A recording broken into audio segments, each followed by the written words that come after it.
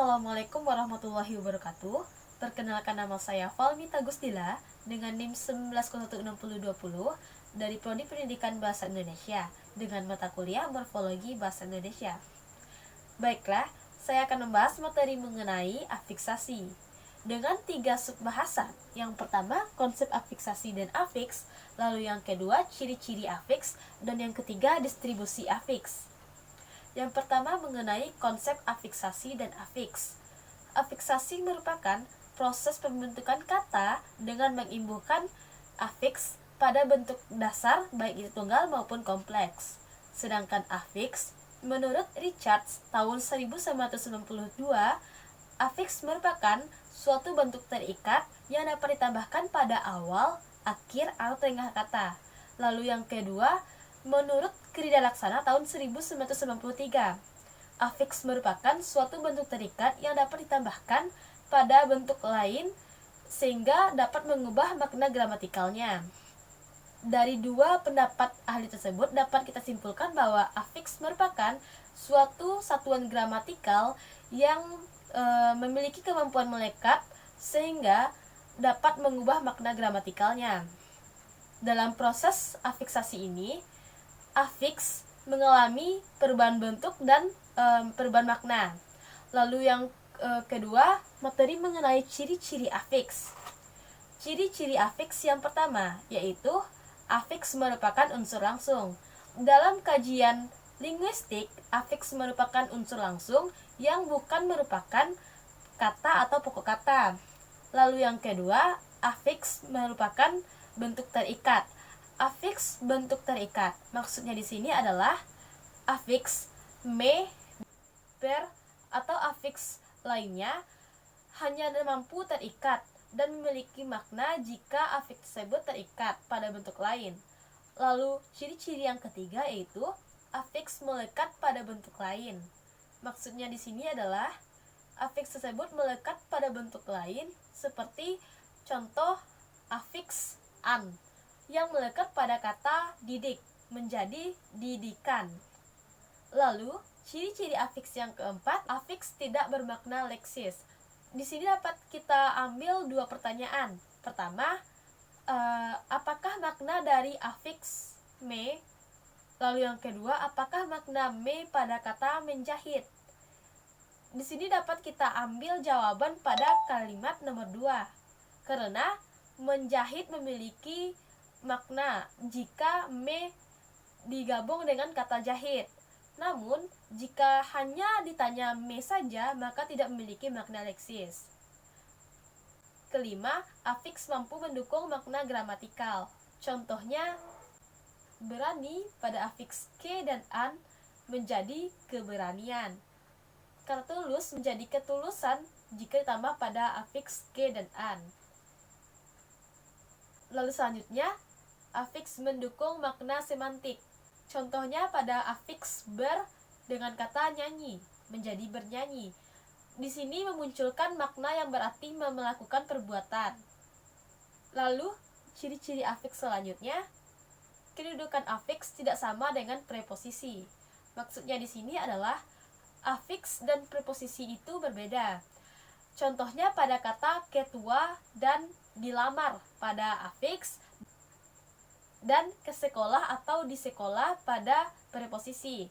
Ke dan di sama-sama memiliki makna yang berbeda jika digabungkan pada afiks atau pada preposisi. Afiks jika berdiri sendiri tidak memiliki makna leksis. Contohnya ke dan tua atau di dan lamar.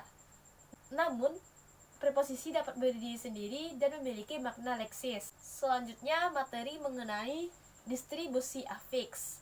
Di sini terdapat 4 distribusi afiks. Yang pertama yaitu prefiks, infiks, sufiks, dan konfiks. Baiklah, saya akan menjelaskan satu persatu.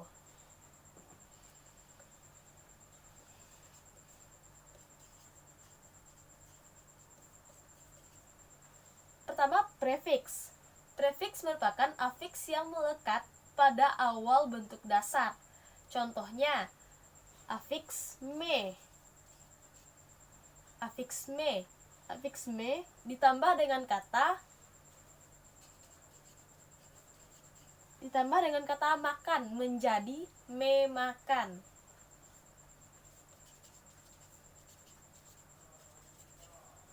Menjadi memakan. Atau contoh yang kedua yaitu afiks.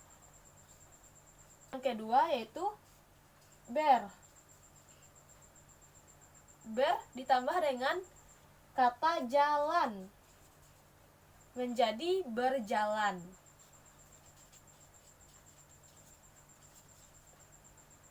Lalu distribusi afiks yang kedua yaitu infiks, yaitu afiks yang melekat pada tengah kata.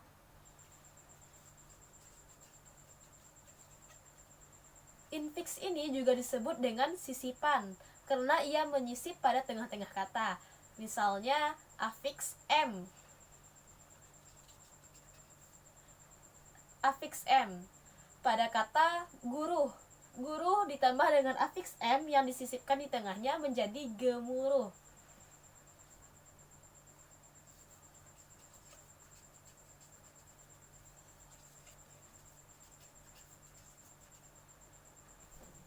Contoh lainnya seperti afiks R pada kata suling menjadi seruling.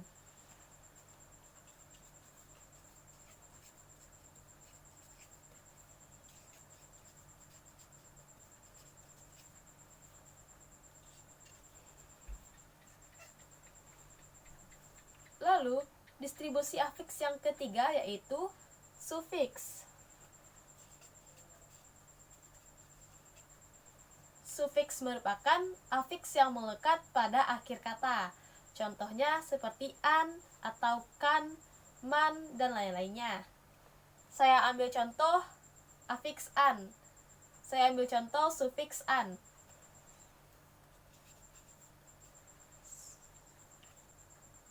Kata jalan ditambah dengan an menjadi jalanan.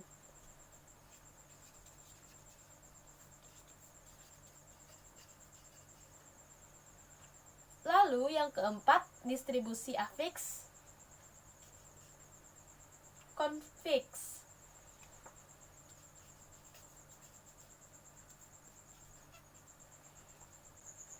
Konfiks merupakan afiks yang terdiri dari dua unsur yang melekat sekaligus dan hanya terdiri dari satu fungsi yang terletak pada awal atau depan dan di belakang bentuk dasar.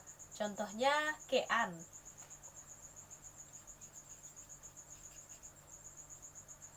Pada kata hidup menjadi kehidupan.